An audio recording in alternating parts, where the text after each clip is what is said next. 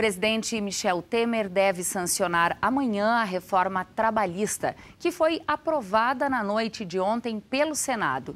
A reforma muda a lei trabalhista brasileira e traz novas definições sobre férias, jornada de trabalho e outras tantas questões. Bom, nós estamos abrindo a edição de hoje com o professor da Faculdade de Direito da UPF, com mestrado nessa área, professor Paulo Henrique Schneider, para falar a respeito deste assunto que é tema de noticiários no dia de hoje em todo o país. Professor, seja muito bem-vindo ao UPF TV. O que muda basicamente na relação entre empregador e empregado, prevendo aí uma possível sanção do presidente amanhã? Pois bem, sem dúvida nenhuma se está diante da maior reforma trabalhista implementada até então.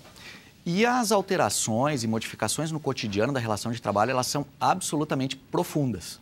É difícil citar os principais pontos, né? O que se tem levantado hoje são aqueles pontos que impactam diretamente no dia a dia da relação de trabalho. Eu poderia citar alguns que estão sendo apontados hoje como os principais, que dizem respeito primeiramente à questão das férias, né? Atualmente, a CLT prevê as férias de 30 dias e que elas podem ser fracionadas em 2 períodos. A nova sistemática, ela vai ampliar a possibilidade de fracionamento, ou seja, se fracionar as férias de 30 dias em 3 períodos, desde que nenhum deles seja inferior a 15, desde que pelo menos um deles tenha 15 dias corridos. A segunda alteração, e que também ela é muito debatida, foi muito debatida, diz respeito à jornada de trabalho. Atualmente, a jornada de trabalho é de 8 horas diárias, 44 horas semanais. A nova sistemática, a nova regra, traz para a classe trabalhadora em geral a possibilidade da jornada de trabalho ser de 12 horas diárias, desde que com 36 horas subsequentes de descanso. Isso vem sendo, de alguma forma, também objeto de muitos questionamentos pelos defensores, pelos sindicatos e defensores dos trabalhadores em geral.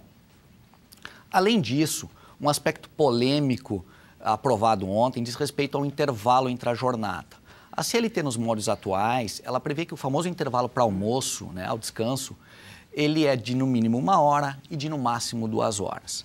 A nova regra vai possibilitar que esse intervalo seja de 30 minutos mediante negociação coletiva. Outro ponto extremamente impactante é o famoso negociado sobre o legislado. O que seria o negociado? O que isso quer dizer para quem não entende do direito, professor? Pois bem, o negociado sobre o legislado nada mais é do que ampliar a força da negociação coletiva, né? Eu diria assim, dar um maior empoderamento à negociação coletiva e que ela pode se sobrepor à legislação ordinária.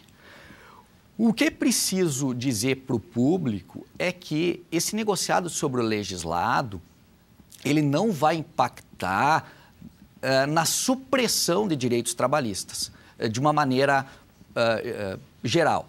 É preciso dizer que os direitos fundamentais dos trabalhadores, aqueles que a gente costuma dizer que compõem o núcleo duro dos direitos trabalhistas, como, por exemplo, aviso prévio, licença paternidade, o descanso semanal remunerado, esses estão protegidos. Esses não podem ser alterados pela negociação coletiva. Podemos afirmar, então, professor, que não existirão perdas sob o ponto de vista do trabalhador? Não é possível afirmar isso, né? Como toda alteração, e que alguns chamam de atualização, ela poderá acarretar perdas nos direitos trabalhistas se comparado com o modelo atual.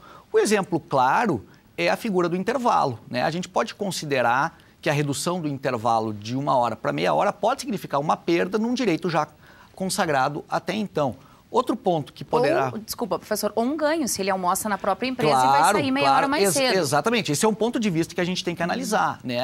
Por exemplo, o sujeito que trabalha à noite, né? Com um intervalo reduzido, pode propiciar que o retorno para casa mais cedo, né? Professor, na sua visão como um especialista dessa área, o governo usou como argumento político para a aprovação que a nova lei geraria mais empregos. Na sua visão, isso aconteceria porque as pessoas passariam a ganhar menos e, ao invés de uma, você contrata duas? Há uma preocupação muito grande nesse sentido. Eu não sou favorável desse discurso, tá? Eu não vejo que a alteração na CLT, eu não consigo colocar na CLT a culpa pela ausência ou pela existência de emprego. Emprego se gera de outra maneira. Exatamente, se gera de uma outra maneira. É um conjunto de ações que implementam ou não emprego. Então, eu não consigo colocar na reforma trabalhista a culpa ou o contrário para a geração de empregos. Olha, professora, a gente teria muito que falar aqui, o tema é muito intenso, né?